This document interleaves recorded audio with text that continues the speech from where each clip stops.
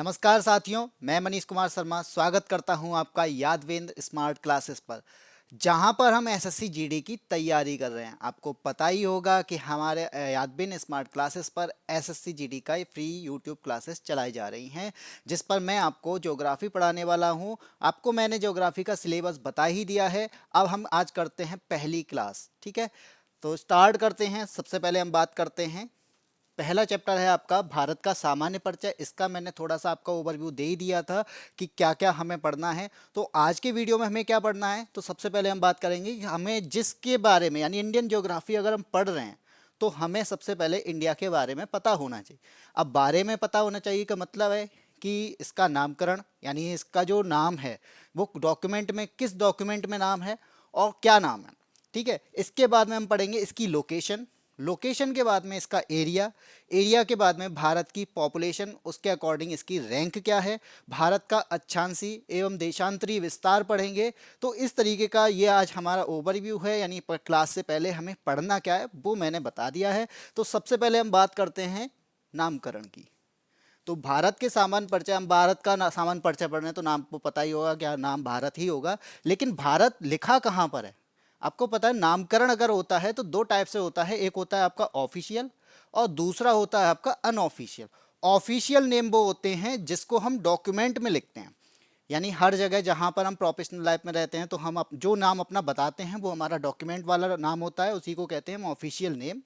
और unofficial name वो होते हैं जो आसपास के लोग हमें बुलाते हैं, ठीक। इसी तरीके से इंडिया के भी दो नाम हैं, या फिर दो नाम कह सकते हैं, दो तरह से नाम हैं। एक है आपका ऑफिशियल, सेकंड है आपका अनऑफिशियल,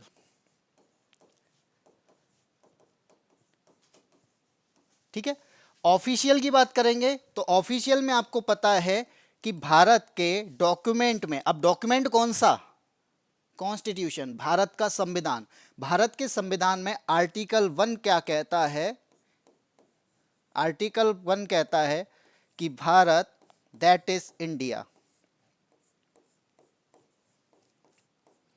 तो भारत के यहाँ पे दो नाम निकल के आते हैं, एक भारत और दूसरा इंडिया। आप ये हाल ही में आपने करंट में सुना भी होगा कि भारत और इंडिया में बहस चल रही थी, भारत वर्सेस इंडिया नाम पर। तो ये हमारा क्या है, ये हमारा ऑफिशियल, दोनों ही नाम हमारे ऑफिशियल हैं, क्योंकि G20 में प्रेसिडेंट ऑफ इंडिया की जगह पे क्या लिख दिया था, प्रेसिडेंट ऑफ भारत। तो जिसके पास में भारत और इंडिया के बीच बहस स्टार्ट हुई थी, लेकिन उसका कोई नतीजा नहीं निकला। लेकिन दोनों ही नाम हमारे कहाँ पर लिखे हुए हैं, हमारे डॉक्यूमेंट में लिखे हुए हैं। और डॉक्यूमेंट कौन सा है, हमारा कॉन्स्टिट्यूशन, भारत का कॉन्स्टिट्यूशन क्या कहता है, आर्टिकल 1 में बताता है कि भारत दैट इज इंडिया, जो राज्यों का एक संघ होगा, ठीक है। अनऑफिशियल की बात करते हैं। अनऑफिशियल का मतलब ऐसा नहीं है कि हम लोग बुलाते हैं, और ये भी आपके किसी ना किसी बुक्स में लिखे हुए हैं, किसी ना किसी आपके जो भी यात्री आए थे, जैसे चीन के लोग आए थे, या फिर हम कह सकते हैं जो बाहर से लोग आए थे, उन्होंने भी कई नाम बताए, तो उन्होंने भी अपनी डॉक्यूमेंट लिखे। तो अनऑफिशियल की बात करेंगे तो जैसे आपका हिंदुस्तान, पर्शियन लोगों ने दिया, ठीक है। सिंधुस्तान, यानी सिंधु नदी के पास का स्थान, ठीक है। इसके बाद में भारतवर्ष, ये भी हमारा अनऑफिशियल नेम है। जम्बूद्वीप, तो ऐसे कई सारे नाम हैं। आर्यावर्त, तो ऐसे हमारे कई सारे नाम हैं जो अनऑफिशियल हैं। अनऑफिशियल का मतलब ये नहीं है कि ये नाम हमारे नहीं है, ये नाम भी हमारे जो देश है इसके ही नाम हैं। लेकिन फ़र्क बस इतना है कि ये जो लिखा हुआ है भारत और इंडिया, ये हमारे डॉक्यूमेंट में लिखा है, जो कि हमारा संविधान है, और ये जो लिखे हैं वो हमारे किसी वेद या पुराण में लिखे हुए हैं, ठीक है। तो ये हमारा भारत का नामकरण कह सकते हैं, यानी दो नाम जो कि इंपॉर्टेंट बनते हैं कि भारत और इंडिया। क्वेश्चन अगर बनेगा तो संविधान में भारत के कितने नाम हैं, दो नाम, भारत और इंडिया, ठीक है। अब बात करते हैं सेकंड। मैंने बताया ही था कि हमें फिर क्या पढ़ना है, यानी जब भी आप किसी को पहले अपना नाम यानी इंट्रोडक्शन देते हैं तो इंट्रोडक्शन के बाद में क्या बताते हैं, उसकी अपना हम रहते कहाँ पर हैं। तो कहाँ रहना, रहने का मतलब भारत कहाँ रहता है ऐसा नहीं है, भारत की लोकेशन क्या है। अगर हम लोकेशन की बात करेंगे तो इंडिया की लोकेशन क्या है ये आपको बताना है। तो क्या है इंडिया की लोकेशन, आपको ये दिखाई दे रहा है, ये आपकी अर्थ है। तो इसके अब अर्थ में आपको दिखाई दे रहा होगा ये आपका इंडिया है। तो इंडिया ये वाला जो पार्ट है ये है कहाँ पर? लोकेशन की बात कर रहे हैं तो किसकी बात कर रहे हैं हम? कहाँ पर है इंडिया? अगर मैं बात करूं आपकी लोकेशन की, तो आपने एक दो टाइप से लोकेशन सुनी होगी। एक आपकी कॉन्टिनेंट के अकॉर्डिंग है। कॉन्टिनेंट आपके जैसे आपके 7 कॉन्टिनेंट हैं, उसमें से एक कॉन्टिनेंट आपका एशिया। तो इंडिया कहाँ में है, कहाँ पर है? एशिया में। ठीक है। सेकंड लोकेशन की बात करेंगे तो सेकंड लोकेशन का यहाँ पे मतलब है कि ये किस, यानी कह सकते हो ये हेमिस्फीयर कौन सा है, यानी गोलार्ध कौन सा है, अर्थ के अकॉर्डिंग ये किस गोलार्ध में आता है। तो बात करते हैं गोलार्ध की।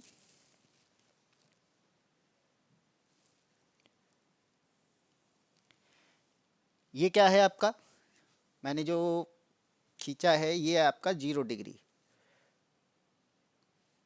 ठीक है। ये है आपकी लैटिट्यूड, यानी लोकेशन भी हम दो टाइप से निकालेंगे। एक है आपका अक्षांश के अकॉर्डिंग, ठीक है, और एक है आपका देशांतर के अकॉर्डिंग। ठीक है। ये लिख देता हूं मैं, भारत की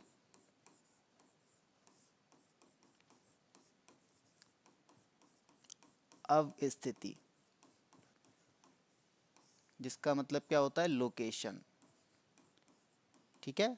लोकेशन ऑफ इंडिया। तो बात करते हैं, ये है हमारा 0 डिग्री यानी अक्षांश रेखा। यहाँ से क्या होता है कि या इसको कहते हैं हम भूमध्य रेखा, या फिर कहेंगे इक्वेटर। ये क्या है? इक्वेटर। हिंदी में कहेंगे तो क्या कहेंगे? विषुवत रेखा या फिर भूमध्य रेखा। भूमध्य रेखा का मतलब जो पृथ्वी को दो पार्ट में डिवाइड करती है। अब दो पार्ट में डिवाइड करती है तो कैसे करती है? ये आपको दिख रहा है कि 0 डिग्री से ऊपर वाला पार्ट और 0 डिग्री से नीचे वाला पार्ट, यानी दो पार्ट में डिवाइड किया। कैसे डिवाइड किया? ये आपका फिर क्या है? ऊपर वाला पार्ट है, इसको कहते हैं हम नॉर्दर्न हेमिस्फेयर या फिर उत्तरी गोलार्ध।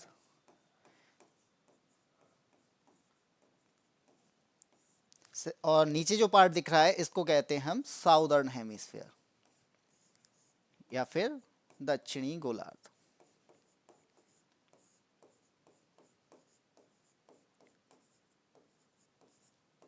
ठीक है। नहीं, 0 डिग्री इक्वेटर है जो कि इक्वली ही डिवाइड कर रहा है अर्थ को, जिसमें आपको समझ में आ रहा होगा भूमध्य रेखा यानी भू यानी पृथ्वी के बारे में कर रहे हैं। पृथ्वी के मध्य में रेखा जो खींची गई है, ये की इमेजनरी लाइन, ये है 0 डिग्री। इसके अकॉर्डिंग इसे ही कहते हैं हम लैटिट्यूड या फिर अक्षांश। इसे क्या कहेंगे? 0 डिग्री का लैटिट्यूड।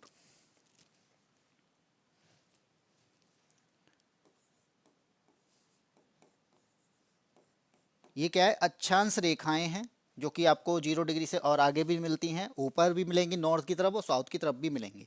ठीक। लेकिन यहाँ से आपको अर्थ को दो पार्ट में डिवाइड कर रहे हैं, तो आपको पता चल रहा होगा कि इंडिया की लोकेशन क्या है। इंडिया की लोकेशन नॉर्दर्न हेमिस्फीयर में है। ठीक है। तो अक्षांश के अकॉर्डिंग इंडिया कहाँ पर है? उत्तरी गोलार्ध में। कहाँ पर है? उत्तरी गोलार्ध। अब बात करते हैं देशांतर के अकॉर्डिंग। देशांतर का 0 डिग्री कहाँ से आता है? आपको पता होगा 0 डिग्री एक जीएमटी है, ग्रीनविच मेरिडियन टाइम, जो कि आपका कहाँ से निकलती है?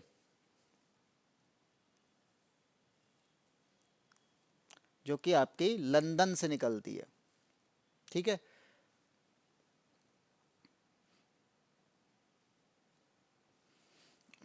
ऐसी मान लेते हैं। ठीक है।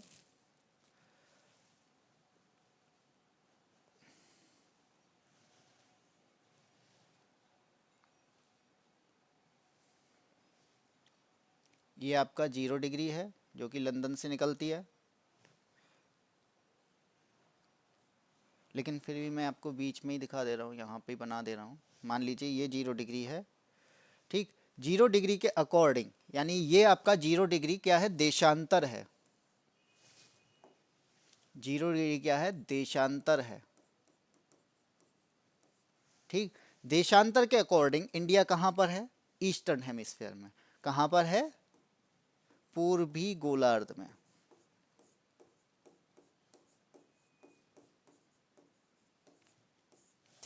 अगर मैं इसको अलग से बनाऊं, मान लीजिए ये आपकी, ये अर्थ हो गई आपकी, ठीक, ये आपकी अर्थ है। अर्थ को सबसे पहले कैस किस में डिवाइड किया, यानी हमने लैटिट्यूड के अकॉर्डिंग, लैटिट्यूड के अकॉर्डिंग हमने 0 डिग्री के 0 डिग्री माना, जिसे कहते हैं 0 डिग्री अक्षांश, 0 डिग्री अक्षांश यानी भूमध्य रेखा। इसके अकॉर्डिंग इंडिया कहाँ पर था,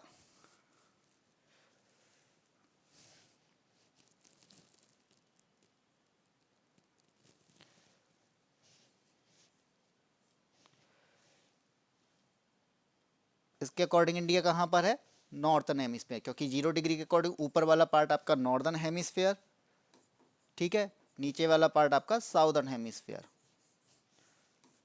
ठीक। इसके अकॉर्डिंग इंडिया की पोजीशन क्या है, अक्षांश के अकॉर्डिंग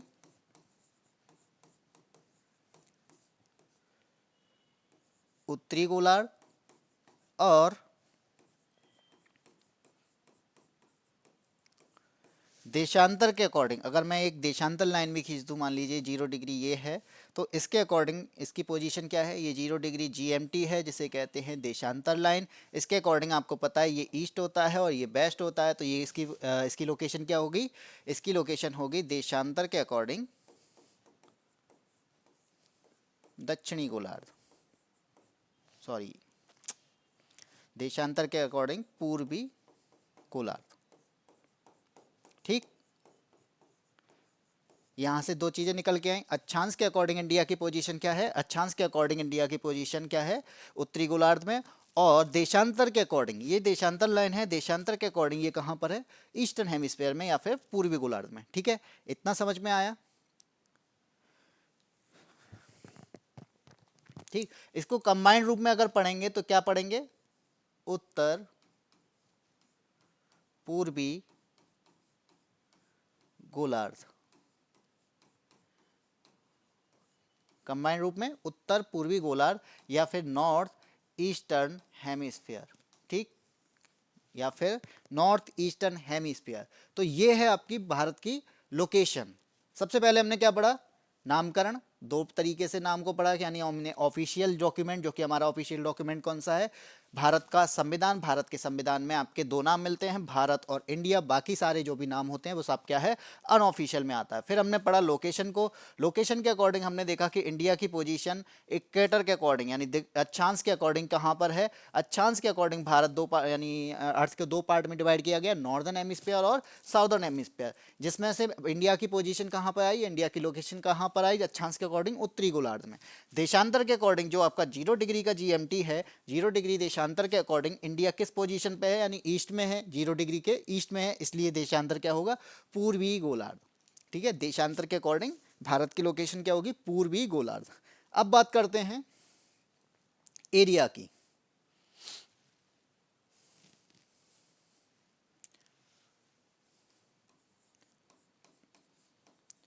भारत का क्षेत्रफल, अब एरिया की बात करते हैं तो भारत का क्षेत्रफल कितना है, अभी मैं ले लूं इसे ही,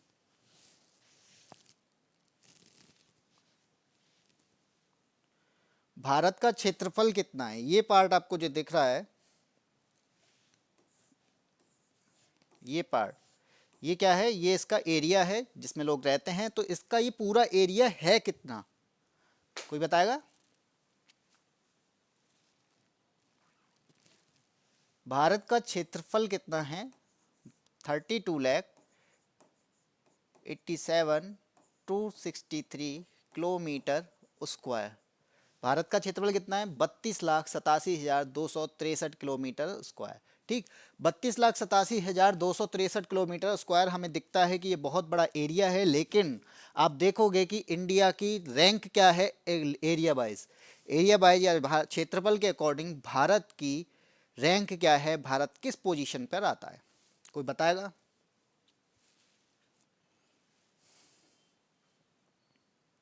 भारत की रैंक क्या है, 7, यानी जो हमें ये दिख रहा है 32,87,263 किलोमीटर स्क्वायर का एरिया जो हमें दिख रहा है, ये दुनिया का सातवां बड़ा देश है। ठीक है, तो सातवां अगर बड़ा देश है तो इससे पहले कितने देश होंगे? 6 देश होंगे। तो 6 के नाम क्या है बताइए? अगर भारत दुनिया का सातवां बड़ा देश है, सातवां बड़ा देश है, तो फिर 6 देश कौन से हैं जो इंडिया से बड़े हैं? ये तो सब जानते होंगे कि सबसे बड़ा देश आपका रशिया, सेकंड पे आता है कौन सा? रशिया के बाद में कनाडा, कनाडा के बाद रशिया, कनाडा, उसके बाद चाइना, फिर आता है आपका यूएसए। ठीक, यूएसए के बाद में आता है आपका ब्राजील, सिक्स्थ पर आता है आपका ऑस्ट्रेलिया, और सेवंथ पे आता है आपका इंडिया। ठीक है, फर्स्ट पे कौन? रशिया, सेकंड पे कनाडा, थर्ड पे चाइना, फोर्थ पे यूएसए, फिफ्थ पे ब्राजील, सिक्स पे ऑस्ट्रेलिया, सेवंथ पे इंडिया। अगर हम बात करेंगे देशों के अकॉर्डिंग, अगर मैं बात कर रहा हूं देशों के अकॉर्डिंग, कंट्री वाइज बात करते हैं, अगर टेरिटरी वाइज पूछा जाता है, टेरिटरी वाइज में यूएसए थर्ड पे आता है, ये बात याद रखना।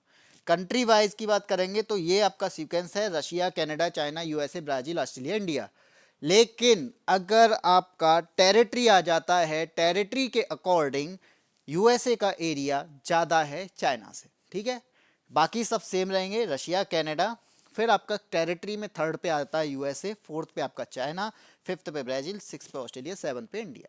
ये टेरिटरी बेस पे, ये जो दिया गया है, ये जो लिखे हुए हैं, ये कंट्री बेस पर है, कंट्री वाइज आपके 6 रैंक ये हैं, सेवन्थ पे आपका इंडिया।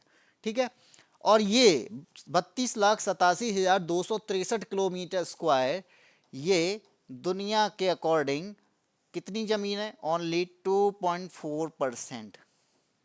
ये पूरा एरिया दुनिया के अकॉर्डिंग केवल 2.4% ही है, यानी लगभग 2.5% भी नहीं है। हम ये एरिया 2.5% भी नहीं है दुनिया के पास में जितनी ज़मीन है उसके अकॉर्डिंग। अब इस पर रहते कितने लोग हैं, पॉपुलेशन वाइज कितने लोग रहते हैं, तो बात करते हैं आगे। थर्ड सेकंड, भारत के क्षेत्रफल के बाद में भारत की जनसंख्या, पॉपुलेशन क्या है इंडिया की? पॉपुलेशन, वो भी हमने इसको दो टाइप में बांटा है पॉपुलेशन को। अगर मैं बात करूँ दो टाइप में, कैसे? एक तो आज के अकॉर्डिंग आपने देखा होगा कि इंडिया को, अभी इंडिया हाल ही में आगे निकल गया है चाइना से। ठीक है, तो पहले हम लोग सेकंड पे आते थे, किसके अकॉर्डिंग? हमारी जनसंख्या जो है, यानी सेंसस के अकॉर्डिंग, जो हमारे जनगणना होती है उसके अकॉर्डिंग। अगर मैं बात करूं सेंसस, यानी जो जनगणना है 2011 के अकॉर्डिंग, 2011 के अकॉर्डिंग इंडिया की जनसंख्या कितनी है? 121 करोड़। ठीक है, और इसके अकॉर्डिंग हम कहाँ पर हैं? सेकंड पर। हमारी रैंक क्या है? सेकंड। और फर्स्ट पर कौन है? फर्स्ट पर है चाइना। अगर हम बात करते हैं सेंसस के अकॉर्डिंग, यानी जनगणना के अकॉर्डिंग पूछा जाए, तो इंडिया की जनसंख्या कितनी है? 121 करोड़। और 121 करोड़ के अकॉर्डिंग हमारी जो रैंक है वो कौन सी है? सेकंड रैंक, अगर जनगणना की बात की जाती है। ठीक है, और हाल ही में एक यूएनएफपी एक संस्था है, ये यूएनएफपीए क्या है? United Nations population fund. UNFPA क्या है? United Nations population fund. इसके अकॉर्डिंग यानी एक रैंक रिपोर्ट निकाली गई, state of world population report 2023। ठीक है, यूएनएफपीए के द्वारा एक रिपोर्ट निकाली जाती है, state of world population report 2023। इसके अकॉर्डिंग फर्स्ट पर कौन है? और सेकंड पर कौन है? इसके अकॉर्डिंग फर्स्ट पर है इंडिया 142.86 करोड़। यानी अब हमारी पॉपुलेशन कितनी हो चुकी है? 142 करोड़। कौन कहता है? यूएनएफपीए कहता है, हमारी सेंसस नहीं कहती है। अभी सेंसस हमारी हुई ही नहीं है, यानी जो कि 2021 में होनी थी, कोरोना की वजह से वो सेंसस नहीं हुई है। इसलिए अभी जो अगर हमारा ऑफिशियल डेटा क्या कहता है, हमारा ऑफिशियल डेटा अभी हम 121 करोड़ ही हैं, ठीक है। लेकिन अगर रिपोर्ट पूछा जाए, यानी प्रेजेंट की रिपोर्ट क्या है, यूएनएफपीए की रिपोर्ट क्या है, उसके अकॉर्डिंग हम फर्स्ट पर आते हैं, क्योंकि उनका एक अनुमान है कि हमारी जो कह सकते पॉपुलेशन है वो कितनी है? 142.86 करोड़। सेकंड पर अब कौन है? यानी हम चाइना को यहाँ पे पीछे छोड़ चुके हैं। यही एक ऐसी जगह जहाँ पे हम चाइना को पीछे छोड़ चुके हैं। इसके अकॉर्डिंग हमारी जो सॉरी चाइना की जो पॉपुलेशन है वो कितनी है? 142.57 करोड़। थर्ड पर आता है यूएसए, ठीक है। फर्स्ट पर इंडिया 142.86 करोड़, सेकंड पर चाइना 142.57 करोड़, और थर्ड पर आता है आपका यूएसए, जो कि आपका अप्रॉक्स 80 करोड़ है, ठीक है। ये है आपका यूएनएफपीए के अकॉर्डिंग। सेंसस के अकॉर्डिंग पूछा जाएगा तो हमारा क्या है? 121 करोड़, क्योंकि हमारा अभी ऑफिशियल डेटा नहीं आया है। ये हमारा ये क्या है? ये एक रिपोर्ट आई थी यूएनएफपीए की, यूनाइटेड नेशन पॉपुलेशन फंड की state of bird population report 2023। उसके अकॉर्डिंग हमारी इंडिया की जो रैंक है वो क्या है? फर्स्ट है, ठीक। और आप एक चीज देखते होगे, यानी ये 121 करोड़, 121 करोड़ के अकॉर्डिंग इंडिया अभी 17.5, यानी ये पॉपुलेशन कितनी है? 17.5% पॉपुलेशन है बर्ड की। यानी अगर बर्ड में 100 लोग रहते हैं तो 100 में से 17.5 लोग कहाँ रहते हैं? इंडिया में। और कितनी जमीन पर? 2.4% जमीन पर। यानी जो 2.5% जमीन पर 17.5% लोग रहते हैं, 2.5% जमीन पर 17.5% लोग रहते हैं। ये 121 करोड़ के अकॉर्डिंग, जो कि हमारा 2011 के अकॉर्डिंग है, यानी जनगणना के अकॉर्डिंग है। अभी इसकी रिपोर्ट नहीं आई है, ठीक। अब बात करते हैं आगे। भारत की जनसंख्या हो गई, मैंने क्या क्या बताया था आपका? सबसे पहले हमने नामकरण पढ़ा, इंडिया का नामकरण क्या है, यानी ऑफिशियल डेटा। उसके बाद में हमने क्या पढ़ा? लोकेशन, भारत की लोकेशन क्या है। इसके बाद में हमने क्या पढ़ा? भारत की क्षेत्रफल क्या है। क्षेत्रफल के बाद में भारत की जनसंख्या क्या है। अब जनसंख्या के बाद में बात करते हैं भारत का अक्षांशीय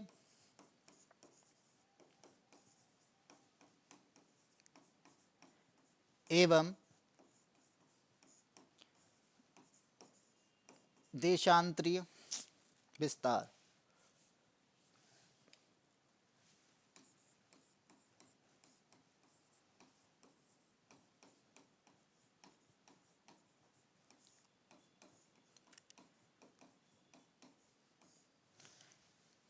ठीक है, longitudinal and latitudinal extent of India, Bharat का अक्षांशीय एवं देशांतरी विस्तार। ये क्या कहता है? भारत का अक्षांशीय एवं देशांतरी विस्तार क्या है, ठीक। अभी हमने जब हम लोकेशन पर रहे थे तो हमने थोड़ा सा देख लिया था कि 0 डिग्री हमारा क्या है? एक अक्षांश है, और 0 डिग्री एक हमारा क्या है? देशांतर भी है, ठीक। अक्षांश के अकॉर्डिंग, यानी हम 0 डिग्री की अगर बात करेंगे तो आपको पता हुआ कि आगे, यानी 0 डिग्री ही हमारा एक अक्षांश नहीं है, एक लैटिट्यूड नहीं है, बहुत सारे लैटिट्यूड हैं। बहुत सारे में कितने लैटिट्यूड हैं? तो हम 0 डिग्री से ऊपर अगर चलेंगे, अगर 0 डिग्री से ऊपर चलेंगे तो 1 डिग्री, 2 डिग्री, 3 डिग्री, 4 डिग्री, इस तरीके से ये ऊपर चलते जाते हैं, और 90 डिग्री तक आपका पहुंचता है पोल तक। इसी तरीके से साउथ में जाते हैं तो आपका 1 डिग्री, 2 डिग्री, 3 डिग्री, इस तरीके से चलते जाते हैं, और 90 डिग्री तक ये हमारे क्या है? ये हमारा अक्षांश है, ठीक है। यानी ये एक इमेजनरी लाइन है लैटिट्यूड वाली। अक्षांश क्या है? अक्षांश और देशांतर क्या आपको अर्थ पे दिखती है? नहीं, ये एक हमारी इमेजनरी लाइन है। इसके अकॉर्डिंग अगर बात करेंगे तो 90 आपके कहाँ है? 90 आपके नॉर्थ में, और 90 कहाँ पर है? 90 आपके साउथ में है। तो इस तरीके से हमने बांटा है। अगर मैं बात करूं,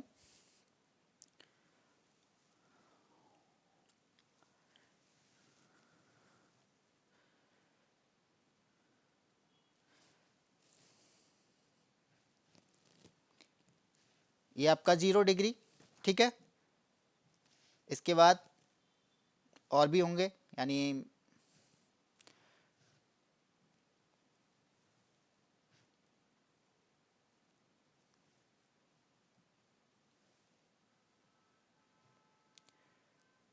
इस तरीके से मैंने अभी नहीं बनाया क्योंकि इसमें ये आपका 0 डिग्री है। इस तरीके से आगे चलते जाते हैं, 1 डिग्री, 2 डिग्री, 3 डिग्री और इमेजनरी लाइन आती हैं। फिर एक इंपॉर्टेंट लाइन आती है, वो है 23.5 डिग्री की, जिसे कहते हैं हम कर्क रेखा। इसे क्या बोलते हैं हम? कर्क रेखा। ठीक है, ये आपकी क्या है? भूमध्य रेखा। और ये है आपका मकर रेखा, ट्रॉपिक ऑफ कैप्रिकॉर्न। ये क्या है? ट्रॉपिक ऑफ कैंसर, इक्वेटर और ट्रॉपिक ऑफ कैप्रिकॉर्न। कर्क रेखा, भूमध्य रेखा और मकर रेखा, ये आपके क्या अक्षांश है। तो क्या यही अक्षांश हैं? यही नहीं है, यानी हमने बनाए नहीं है, क्योंकि यहाँ पर क्या 1 डिग्री भी है, 2 डिग्री भी आता है, 3 डिग्री भी आता है। इस तरीके से ये आगे चलते जाते हैं। अब मैं बात करता हूँ, ये आपका नॉर्थ में आता है। ये पार्ट क्या है? 0 डिग्री से ऊपर क्या है? North hemisphere. और 0 डिग्री से नीचे की साइड में क्या है? South hemisphere. ठीक है, ऊपर हमारा नॉर्थ हेमिस्फेयर, नीचे हमारा साउथ हेमिस्फेयर। तो अब अगर 0 डिग्री ऊपर है, सॉरी 23.5 डिग्री ऊपर है, तो 23.5 डिग्री नीचे भी है। अगर मैं बात करूं 1 डिग्री नीचे है, 1 डिग्री ऊपर भी है, तो हम कैसे पहचानेंगे कि ये नॉर्थ का लैटिट्यूड है कि ये साउथ का लैटिट्यूड है? तो इसके लिए क्या किया गया, तो हमने बोला कि जितने भी नॉर्थ हेमिस्फेयर में जो लैटिट्यूड होंगे उनको क्या बोला जाएगा।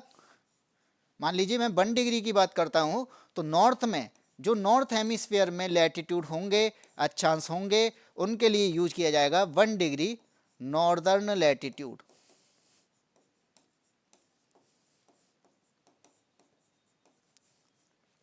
क्या कहेंगे? उत्तरी अक्षांश।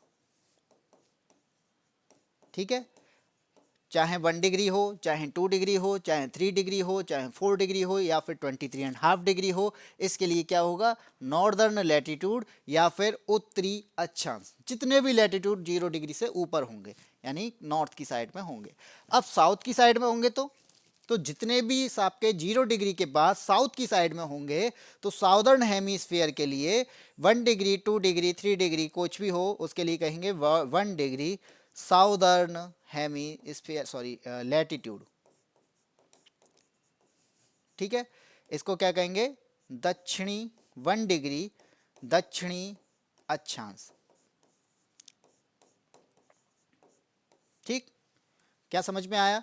0 डिग्री से ऊपर जितने भी अक्षांश होंगे उनके लिए क्या लगेगा साथ में? उत्तरी अक्षांश। चाहे वो 1 डिग्री की बात करता हो, चाहे वो 2 डिग्री की बात करता हो, या फिर 23.5 डिग्री की बात करता हो, या फिर 90 डिग्री की बात करता हो, उनके साथ में सारे ही नॉर्दर्न लैटिट्यूड या फिर उत्तरी अक्षांश होंगे। ठीक है, अब मैं बात करूं 0 डिग्री से नीचे, यानी साउदर्न हेमिस्फीयर में आने वाले जितने भी लैटिट्यूड होंगे, जितने भी अक्षांश होंगे, उनके लिए क्या यूज किया जाएगा? साउदर्न लैटिट्यूड या फिर दक्षिणी अक्षांश।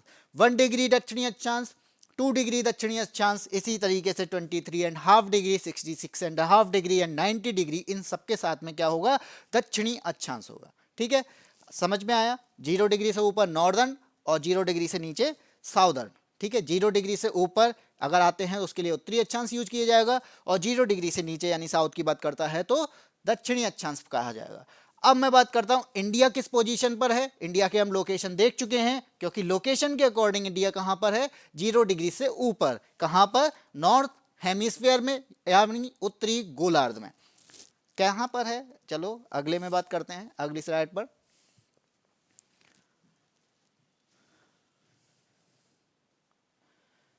यह है आपका अर्थ, 0 डिग्री, और ये है आपका 23.5 डिग्री। ठीक है, कर्क रेखा की बात करते हैं। ये क्या है आपका? 0 डिग्री, इसे क्या कहेंगे?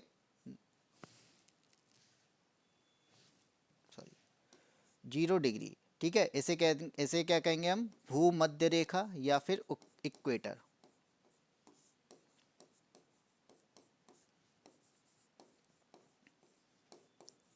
और इसे क्या कहेंगे? 23.5 डिग्री नॉर्दर्न लैटिट्यूड या फिर उत्तरी अक्षांश। ठीक, इसे कहेंगे हम कर्क रेखा। ये क्या है? कर्क रेखा। ठीक, और मैं बात करूं इंडिया की लोकेशन, हम अभी देख ही चुके थे।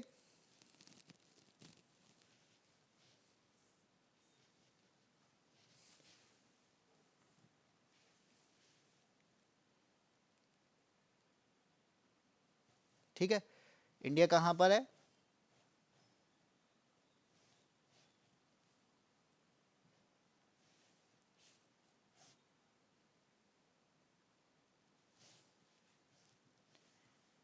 इसे क्या कहेंगे हम? मकर रेखा।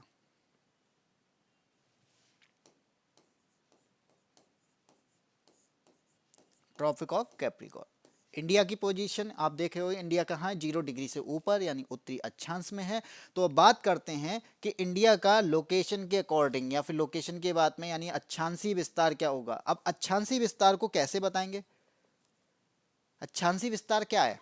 यानी इंडिया, यानी आप देख रहे होगे इंडिया यहां से लेके यहां तक है, तो कोई ना कोई एक लैटिट्यूड जो होगा वो इंडिया के इस बॉर्डर को टच करता होगा। ठीक है, कोई ना कोई एक लैटिट्यूड होगा जो इंडिया के ऊपर यानी नॉर्थ को टच करता हुआ जा रहा होगा। ठीक,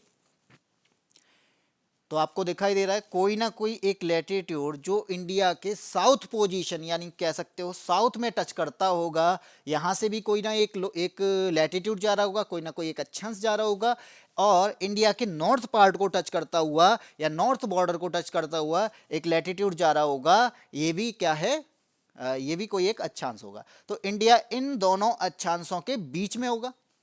ठीक, इंडिया इस दोनों अक्षांशों के बीच में होगा। और 23.5 डिग्री जो है वो इंपॉर्टेंट, क्योंकि अर्थ के लिए इंपॉर्टेंट है, इसलिए वो इंडिया यहाँ पे आप देख रहे होगे वो भी इंडिया के बीच से होके जाती है। ठीक, तो ये तीनों लैटिट्यूड, ये तीनों अक्षांश हमारे लिए इंपॉर्टेंट होंगे। एक जो नॉर्थ के बॉर्डर को टच करता होगा और दूसरा जो साउथ के बॉर्डर को टच करता होगा। इसी तरीके से आपने सुने होंगे कि इंडिया का नॉर्दर्न मोस्ट पॉइंट, इंडिया का साउदर्न मोस्ट पॉइंट, इंडिया का दक्षिणतम बिंदु और इंडिया का भारत का उत्तरतम बिंदु कौन सा है। इस टाइप के क्वेश्चन आपके बनते हैं। वो कहाँ से बनते हैं? वो इसी टाइप से। ठीक है, अक्षांशीय एवं देशांतरी विस्तार में जो लैटिट्यूड, जो अक्षांश हम पढ़ रहे हैं, उन्हीं अक्षांशों में से कोई दो अक्षांश होंगे जिनके बीच में इंडिया पूरा आता है। ठीक है, तो वो दोनों अक्षांश होंगे कौन से? अगर मैं इसको अलग से बना दूं,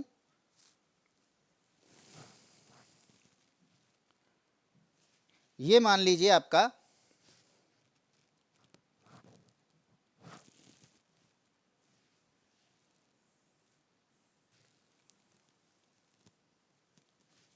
ये क्या है? आपका 0 डिग्री है।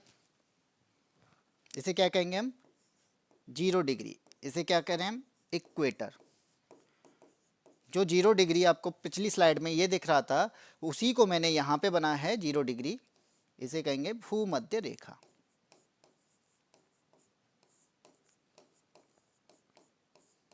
ठीक है,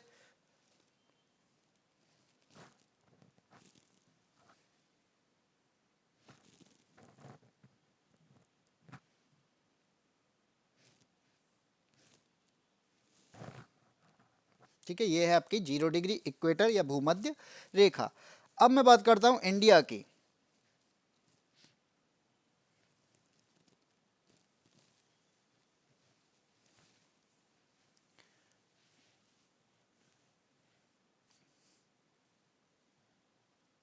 ठीक है, ये आपका इंडिया है। यहां से भी कोई ना कोई वही लैटिट्यूड जाता होगा, एक नॉर्थ से जाता होगा और एक साउथ से जाता होगा।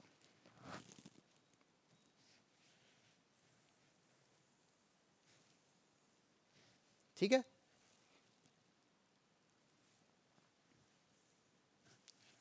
एक नॉर्थ से जाता होगा और एक साउथ से जाता होगा। अब मैं बात करूं, नॉर्थ को भी टच करते हुए जा रहा है और एक साउथ को टच करते हुए जा रहा है, तो ये लैटिट्यूड कौन से होंगे? यहां पे अगर आप बात करो तो ये तो आपको दिखाई दे रहा है कि 0 डिग्री ये है, यहां पर 23.5 डिग्री है, तो 0 डिग्री से ऊपर होगा कोई ना कोई, 1 डिग्री हो, 2 डिग्री हो, 3 डिग्री हो, कोई सा भी हो सकता है, और 23.5 डिग्री से ऊपर होगा कोई लैटिट्यूड। तो इन दोनों लैटिट्यूड के बीच में आपका पूरा इंडिया पड़ता है। तो इसी तरीके से ये आपको दिखाई दे रहा है, ये आपका 0 डिग्री है इक्वेटर। ये क्या है? 0 डिग्री है ठीक। और ये क्या है, ये दो आपको दिख रहे हैं, इन दोनों के बीच में आपका पूरा इंडिया है। तो ये क्या है, ये है आपका ये लैटिट्यूड 8 डिग्री 4 मिनट का। ठीक है, 8 डिग्री 4 मिनट का लैटिट्यूड साउथ के पार्ट को या साउथ के बॉर्डर को टच करते हुए जाता है। और 37 डिग्री, कौन सा, 37 डिग्री 6 मिनट का लैटिट्यूड क्या करते हुए जाता है, भारत के उत्तरतम बिंदु को टच करते हुए जाता है। ठीक है, अब मैंने आपको बताया था कि जितने भी लैटिट्यूड आएंगे वो कौन से होंगे, नॉर्दर्न लैटिट्यूड होंगे। कौन से होंगे अक्षांश, उत्तरी अक्षांश होंगे, क्योंकि इंडिया कहाँ पर है, पूरा ही उत्तरी गोलार्ध में है। तो यहाँ का अक्षांश जितने होंगे वो क्या होंगे, उत्तरी अक्षांश होंगे। चाहे आप साउथर्न मोस्ट की बात कर लो, चाहे नॉर्दर्न मोस्ट की बात कर लो, क्योंकि पूरा इंडिया तो आपका कहाँ पर है, भूमध्य रेखा के ऊपर। तो यहाँ पर जितने भी अक्षांश होंगे, जितने भी लैटिट्यूड होंगे, वो सारे कौन से होंगे, उत्तरी अक्षांश। चाहे वो 8 डिग्री की यानी साउथ की बात कर लो, चाहे फिर आप नॉर्थ की बात करो, यहाँ के भी अक्षांश कौन से होंगे, उत्तरी अक्षांश। ठीक है, 37 डिग्री 6 मिनट के उत्तरी अक्षांश से लेके 8 डिग्री 4 मिनट का उत्तरी अक्षांश, इन दोनों के बीच में क्या है, इंडिया का, या फिर कह सकते हो इंडिया की मुख्य भूमि है। ठीक, अब इनके नाम भी होंगे, ये जहां टच करते हुए जा रहे हैं उनके नाम भी होंगे, कहां टच कर रहे हैं, किस जगह पे टच कर रहे हैं। तो ये वाला पार्ट आपको दिख रहा है, ये टच कहां कर रहा है, ये कन्याकुमारी में टच करता है। ये कहां टच करते हुए जा रहा है, कन्याकुमारी में। ठीक, इस पार्ट को क्या कहेंगे, ये कहां कहां कहां टच कर रहा है, कन्याकुमारी में। और ये कहां टच कर रहा है, इस पॉइंट का नाम क्या है, इस पॉइंट का नाम, इसे कहेंगे इंदिरा कोल।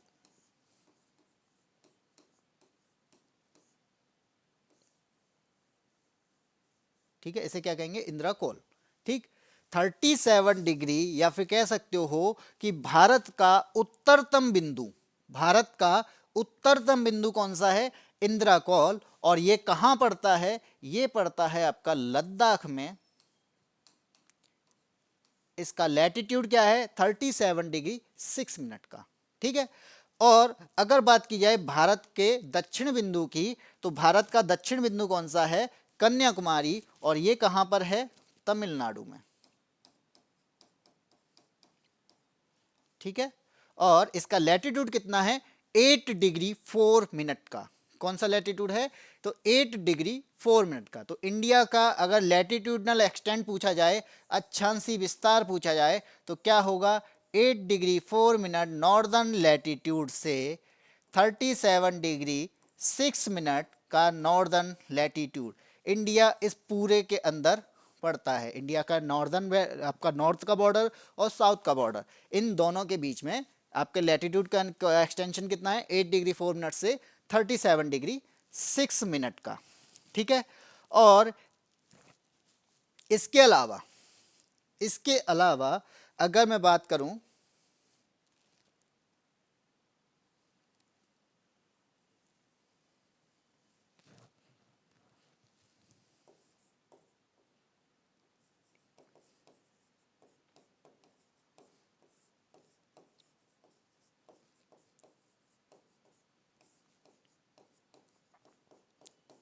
इसके अलावा भी एक इम्पोर्टेंट और लैटिट्यूड पड़ता है, वो कौन सा है, तो आपको पता होगा, इंडिया के पास में एक क्या है,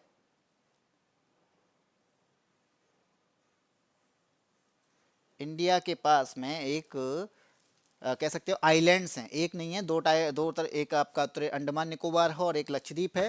तो आइलैंड्स भी हैं। तो आइलैंड्स जो हैं वो 8 डिग्री 4 मिनट को पार कर जाता है, यानी वो थोड़ा और नीचे तक आता है। तो एक लैटिट्यूड जो है वो इंडिया का, वो और दूसरा भी होगा जो इंपॉर्टेंट बनता है, वो कौन सा होगा,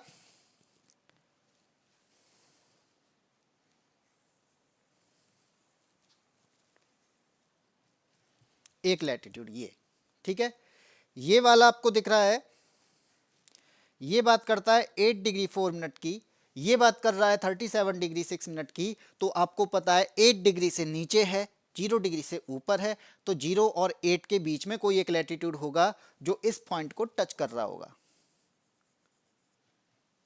तो वो लैटिट्यूड कौन सा है?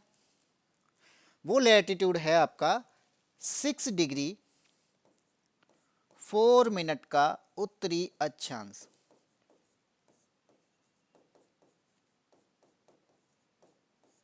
ठीक है, 6 डिग्री, चलो मैं ऊपर लिख देता हूं इसे,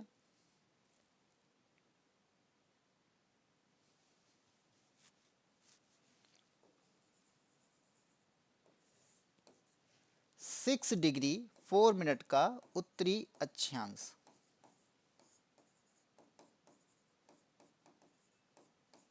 ठीक, तो ये आपके इंपॉर्टेंट बन गए। एक आपका 8 डिग्री 4 मिनट का, जब आपकी मुख्य भूमि की बात की जाएगी तो आपका लैटिट्यूड कौन सा बनता है? 8 डिग्री 4 मिनट का। और पूरे इंडिया की बात की जाएगी तो इंपॉर्टेंट कौन बनता है? 6 डिग्री 4 मिनट का। तो अब हम बात करेंगे तो 6 डिग्री 4 मिनट के जो लैटिट्यूड है इसका नाम क्या है? इसका नाम क्या है 6 डिग्री 4 मिनट वाले का? इंदिरा पॉइंट। ठीक है, क्या नाम है? इंदिरा पॉइंट। ठीक, इंदिरा पॉइंट के अलावा और भी इसके नाम हैं। इसको पार्सन भी बोला जाता है और पिग्मेलियन भी बोला जाता है।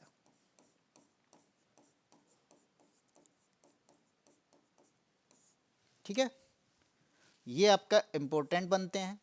तो ये 3 लैटिट्यूड हैं जो इंपॉर्टेंट बनते हैं। एक जो 6 डिग्री 4 मिनट, अब इंडिया का एक्सटेंशन अगर होगा तो वो क्या हो जाएगा? इंडिया का होल कंट्री का 6 डिग्री 4 मिनट नॉर्दर्न लैटिट्यूड से 37 डिग्री 6 मिनट का नॉर्दर्न लैटिट्यूड। ये बात करते हैं, ये है आपके मुख्य भूमि का, भारत की मुख्य भूमि। ठीक है, और ये भारत का। ठीक है, यहां पे बात करेंगे ये मुख्य भूमि का लैटिट्यूड। मुख्य भूमि का मतलब ये आपकी मुख्य भूमि है। ठीक है, और ये आपका क्या है? ये आपका आइलैंड्स हैं। तो आइलैंड्स का भी एक लैटिट्यूड इंपॉर्टेंट बनता है। तो यहां से लेके यहां तक आपका पूरा भारत है। इस वजह से इसको क्या कहेंगे? इसको कहेंगे भारत का लैटिट्यूड, यानी पूरे भारत का विस्तार क्या है? 6 डिग्री 4 मिनट से 37 डिग्री 6 मिनट का। और मुख्य भूमि की बात की जाएगी तो 8 डिग्री 4 मिनट से 37 डिग्री 6 मिनट का। और सारे लैटिट्यूड जितने भी होंगे वो क्या होंगे? उत्तरी अक्षांश के लैटिट्यूड होंगे।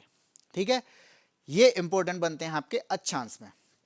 ठीक, ये आपका 0 डिग्री, 0 डिग्री से ऊपर आपका 6 डिग्री 4 मिनट का, ठीक, जो कि अंडमान निकोबार में टच करता है। उसके ऊपर 8 डिग्री 4 मिनट का जो कि तमिलनाडु में टच करता है। और नॉर्दर्न की बात करेंगे तो 37 डिग्री 6 मिनट का जो कहाँ पे टच करता है? लद्दाख में। पहले जम्मू कश्मीर हुआ करता था, फिर अब ये वाला पार्ट आपका लद्दाख का पार्ट है। तो ठीक है, जब मुख्य भूमि का लैटिट्यूड पूछा जाएगा तो 8 डिग्री 4 मिनट से 37 डिग्री 6 मिनट के बीच में है। और पूरे भारत का पूछा जाएगा तो 6 डिग्री 4 मिनट से 37 डिग्री 6 मिनट तक। ठीक है, जब पूरे भारत का पूछा जाएगा तो यहां तक, और मुख्य भूमि का पूछा जाएगा तो, और अगर मुख्य भूमि का पूछा जाएगा तो ये। ठीक है, इस तरीके से है। इतना आया समझ में? इसमें कोई डाउट हो तो पूछ सकते हो, कमेंट बॉक्स में डाल सकते हो। वीडियो को लाइक एंड शेयर जरूर करिएगा, जिससे ये जो आपके एसएससी जीडी की क्लासेस हैं जो और भी बच्चों तक पहुंच सके। ठीक है, तो आपको ये आपका हो गया लैटिट्यूडनल एक्सटेंट। ठीक है, जो भारत का अक्षांशीय विस्तार है वो ये है। कहाँ से कहाँ तक? 6 डिग्री से लेके 37 डिग्री तक। अब बात करते हैं लॉन्गिट्यूड की। एक लैटिट्यूड और इंपॉर्टेंट बनता है, उसको मैं बाद में कराऊंगा, जो कि आप देख रहे हो 23.5 डिग्री। चलिए, मैं करा नहीं रहा, मैं आपसे पूछ रहा हूं कि 23.5 डिग्री नॉर्दर्न लैटिट्यूड, ये जो जा रहा है 23.5 डिग्री नॉर्दर्न लैटिट्यूड, यानी कर्क रेखा पर कितने स्टेट पड़ते हैं, यानी कर्क रेखा से, आपकी कर्क रेखा जहां से गुजरती है उस पर कितने स्टेट पड़ते हैं, कर्क रेखा कितने स्टेट से होकर गुजरती है, यहाँ पर उनके नाम बताइए।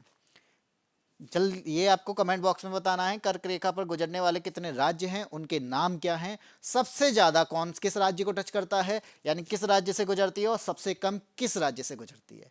ठीक है, कितने स्टेट, सबसे ज़्यादा किसके पास में और सबसे कम किसके पास से गुजरती है। ठीक है, वो सारे आपको लिखने हैं, कर्क रेखा से गुजरने वाले। ठीक है, तो ये आपका होमवर्क है जिसको आपको बताना है। अब बात करते हैं लॉन्गिट्यूड की। जिस तरीके से हमने लैटिट्यूड को समझा है उसी तरीके से अब बात करते हैं लॉन्गिट्यूड की। तो आपको पता ही है कि 0 डिग्री, मैं अगर इस पे बताऊं तो ये क्या है, ये आपकी अर्थ है जिस पर आपका 0 डिग्री आपका एक लैटिट्यूड लॉन्गिट्यूड पड़ता है, ये आपका क्या है, लॉन्गिट्यूड है। इसे कहेंगे हम 0 डिग्री। इंडिया इस इधर इस साइड है, ईस्टर्न हेमिस्फीयर में, क्योंकि 0 डिग्री भी आपको दो पार्ट में डिवाइड करता है, ईस्टर्न हेमिस्फीयर और वेस्टर्न हेमिस्फीयर। तो 0 डिग्री बात करेंगे तो इंडिया के कौन से दो लॉन्गिट्यूड हैं, जिस तरीके से हमने लैटिट्यूड पढ़ी, यानी इस साइड, यानी ये आपके दो लैटिट्यूड हैं जहां से इंडिया का बॉर्डर टच होता है, ऐसे ही दो आपके लॉन्गिट्यूड होंगे जो कि आपके इंडिया के बॉर्डर को टच करते होंगे, यानी ईस्टर्न पॉइंट को टच करते हुए जाता होगा, एक वेस्टर्न पॉइंट को टच करते हुए जाता होगा। तो वो कौन से होंगे, अगर मैं इसे अलग कर दूं,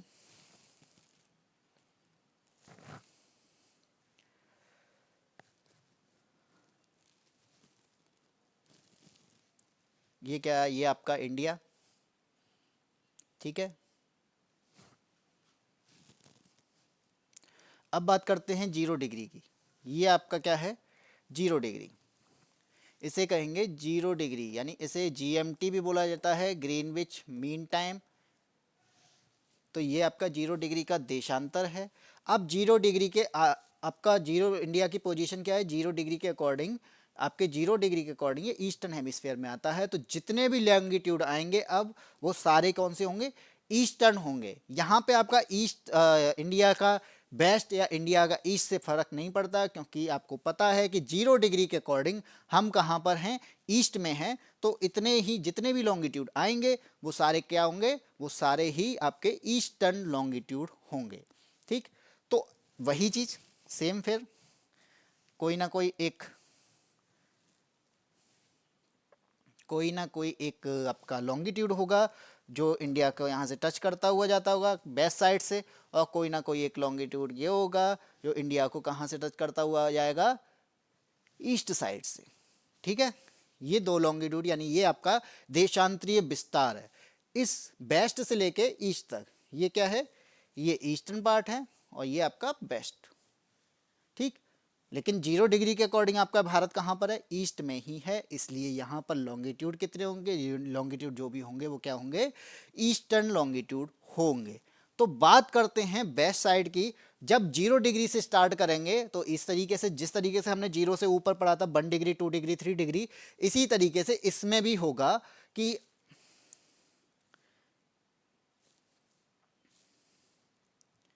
इसी तरीके से यहाँ पर भी 0 डिग्री से आगे बढ़ेंगे तो 1 डिग्री जो लॉन्गिट्यूड 2 डिग्री आएगा, 3 डिग्री आएगा, इसी तरीके से वेस्ट साइड में भी 1 डिग्री 2 डिग्री आएगा।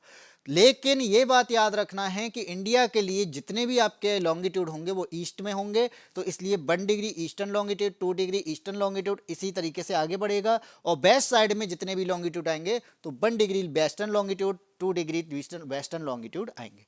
ठीक, तो अब बात करते हैं आपके इसी पे। तो ऐसा कौन सा लॉन्गिट्यूड है जो इंडिया को यहां से टच करते हुए जाता है, वो है आपका 68 डिग्री 7 मिनट का। अब मैंने क्या बताया था, ईस्टर्न होंगे तो यहां पर देशांतर कौन सा आएगा, पूर्वी देशांतर। ठीक है, यहां का क्या होगा, पूर्वी देशांतर।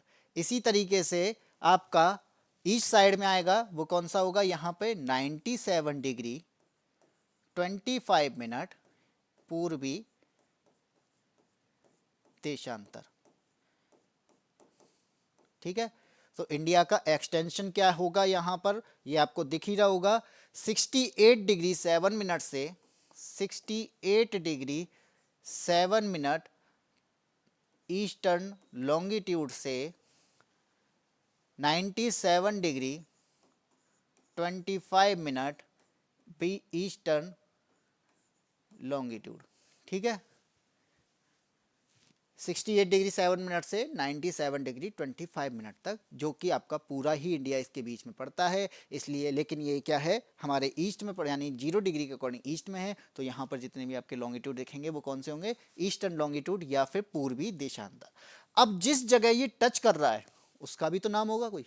जिस तरीके से हमने जिस तरीके से हमने ये पढ़े थे कि यहाँ पे टच कर रहा है तो ये कन्याकुमारी है, और यहाँ पे टच कर रहा है, यहाँ पे इंदिरा कॉल है, यहाँ टच कर रहा है तो ये इंदिरा पॉइंट है। तो इसी तरीके से यहाँ पे भी टच कर रहा होगा तो उसका भी कोई नाम होगा। तो यहाँ पे जो टच करता है, यहाँ पे जो टच होता है उसका नाम है गुहार मोती। ठीक है, इस जगह का नाम क्या है, गुहार मोती, और ये कहाँ पर है, गुजरात में। ठीक, और 97 डिग्री 25 मिनट पे जो टच होता है उसका नाम है किबिदू, और ये कहां पर है, अरुणाचल प्रदेश में। ठीक है, कहां पर है, अरुणाचल प्रदेश में। तो जितने भी लैटिट्यूड, यानी आपको देख रहे हैं लैटिट्यूड में हमने पढ़ा था कि लद्दाख से लेके कन्याकुमारी तक अगर मुख्य भूमि की बात करी जाएगी और पूरे कंट्री की बात करी जाएगी तो लद्दाख से लेके आपका अंडमान निकोबार तक, और अगर देशांतर की बात आती है तो गुजरात से लेके अरुणाचल प्रदेश तक, या फिर 97 डिग्री 25 मिनट से 68 डिग्री 7 मिनट तक। ठीक है, या फिर कहेंगे किबिदू से गुहार मोती तक। ठीक, ये आपके क्या हैं, ये आपके देशांतरी विस्तार। तो हमने दो चीजें पढ़ी, अक्षांशी विस्तार और देशांतरी विस्तार। इसमें कोई डाउट हो, इसमें कोई भी आपको डाउट लगता हो वो आप पूछ सकते हो। ठीक है, कमेंट बॉक्स में डाल सकते हो। इसके अलावा यानी यहां पर हमने 2 लॉन्गिट्यूड पढ़ लिए, तो इसके अलावा और कोई लॉन्गिट्यूड हमारे लिए इंपॉर्टेंट बनता है, जरूर बनता है। क्यों, आप देख रहे होगे 0 डिग्री, यानी ये हम लॉन्गिट्यूड का यूज क्यों कर रहे हैं या लॉन्गिट्यूड की जरूरत क्यों है, इसके अकॉर्डिंग आप देखेंगे कि लॉन्गिट्यूड से हम ज्यादातर क्या निकालते हैं, टाइम जोन। क्या निकालते हैं, टाइम जोन। तो आपको पता है कि हमारा टाइम जो डिसाइड होता है वो 0 डिग्री के अकॉर्डिंग डिसाइड होता है। क्यों, क्योंकि हम 0 डिग्री के अकॉर्डिंग कितना आगे हैं, 5.5 घंटे आगे हैं। अब 5.5 घंटे आगे किस, यानी हमारा भी कोई ना कोई टाइम जोन होगा, उस टाइम जोन के अकॉर्डिंग हम 5.5 घंटे आगे हैं। तो टाइम जोन कौन सा टाइम जोन है जिसके अकॉर्डिंग हम 5.5 घंटे आगे हैं। क्यों, क्यों हमारा टाइम जोन है ही क्यों, उसका रीजन क्या है, क्योंकि आपको पता है कि 97 डिग्री 25 मिनट और 68 डिग्री 7 मिनट में 30 मिनट, आपके 30 डिग्री का लगभग अगर अप्रॉक्स मानेंगे तो 30 डिग्री का क्या है, डिफरेंस है। और 30 डिग्री के डिफरेंस पे अगर देखेंगे तो ये लगभग 2 घंटे का डिफरेंस पड़ता है। सन अगर पहले यहाँ पर है तो उसको यहाँ तक आने में, यानी गुजरात तक आने में उसे 2 घंटे लगेंगे। अगर सन यहाँ पे 5 बजे दिखाई देता है तो गुजरात में वो 7 बजे दिखाई देगा। तो इसके लिए, इस टाइम को मैनेज करने के लिए एक IST यानी इंडियन स्टैंडर्ड टाइम जोन बनाया गया, यानी एक देशांतर को और इम्पोर्टेंट बनाया माना गया जो इन दोनों के टाइम को मैनेज कर ले। अब सन को तो उतने ही टाइम पे निकलना है, उसको तो मैनेज कर नहीं पाएंगे। हम क्या करेंगे, अपनी जो वॉच है, अपनी जो घड़ी है उसको मैनेज करेंगे। कैसे मैनेज करेंगे, हम एक टाइम जोन इसके बीच से निकालेंगे और एक उसको टाइम जोन मान लेंगे कि हमारा जो टाइम होगा वो 0 डिग्री के अकॉर्डिंग, इस टाइम जोन के अकॉर्डिंग या फिर IST के अकॉर्डिंग माना जाएगा। तो वो IST कौन सा है, यानी एक देशांतर कौन सा इंपॉर्टेंट और बनता है, एक देशांतर इंपॉर्टेंट बनता है ये। ठीक है, जिस तरीके से ये 2 इंपॉर्टेंट है, इसी तरीके से ये भी आपका इंपॉर्टेंट है। ये कौन सा है, ये है आपका 82.5 डिग्री का पूर्वी देशांतर।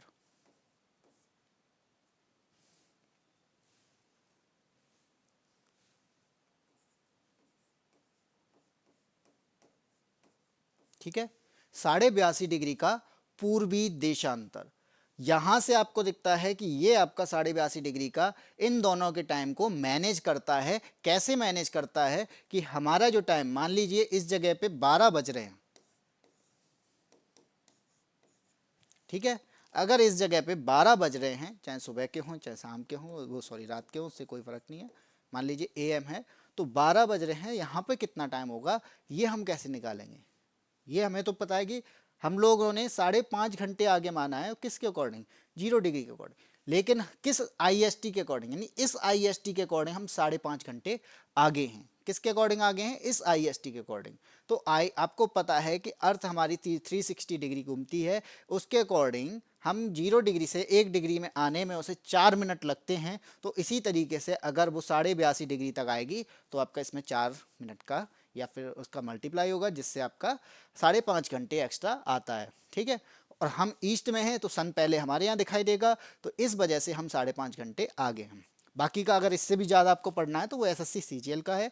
एसएससी जीडी में बस इतना ही इंपॉर्टेंट बनता है। एसएससी सीजीएल पढ़ते हैं तो उसमें क्या होता है, हम पूरी तरीके से निकालते हैं कैसे क्या है वो सारी चीज़ें। तो ज़्यादा डिटेल में हमें नहीं जाना है, हमें उतना रखना है जितना हमारे पेपर में आएगा। पढ़ाने के लिए इसको भी पढ़ाया जा सकता है कि पूरी अर्थ कितना घूमती है, 360 डिग्री घूमती है, कितने घंटे में घूमती है, 24 घंटे में।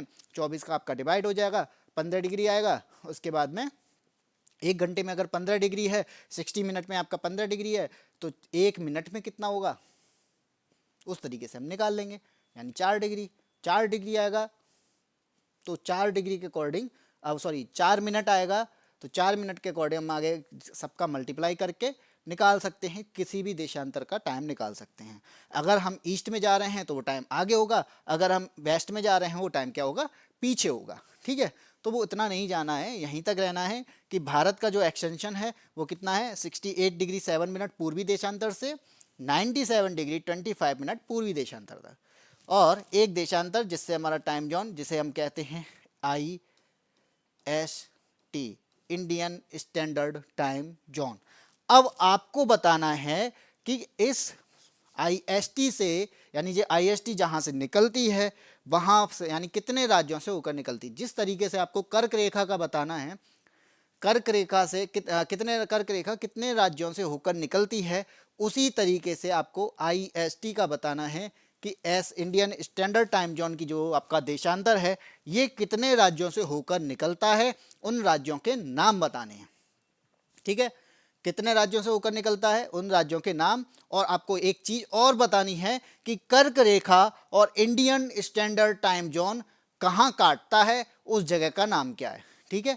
या किस स्टेट में काटता है। ठीक, ये आपका होमवर्क है। जितना भी मैंने आपको बताया, ये आज का जितना जो भी आपको नहीं समझ में आया हो आप कमेंट बॉक्स में डाल सकते हैं। वीडियो को आप बाकी अब जब नेक्स्ट क्लास होगी तो उसमें मैं आपको जो भी होगा वो मैं समझा दूंगा, जो भी आपका डाउट होगा।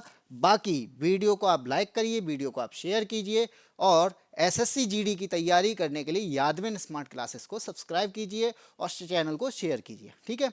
बाकी आपको जो चीज़ समझ में नहीं आई, होमवर्क मैंने 2 चीज़ दी हैं, कर्क रेखा से गुजरने वाले राज्य और इंडियन स्टैंडर्ड टाइम जहाँ से गुजरती है उस पर कितने राज्य हैं। ठीक है। और ये दोनों राज्य कहाँ काटते हैं।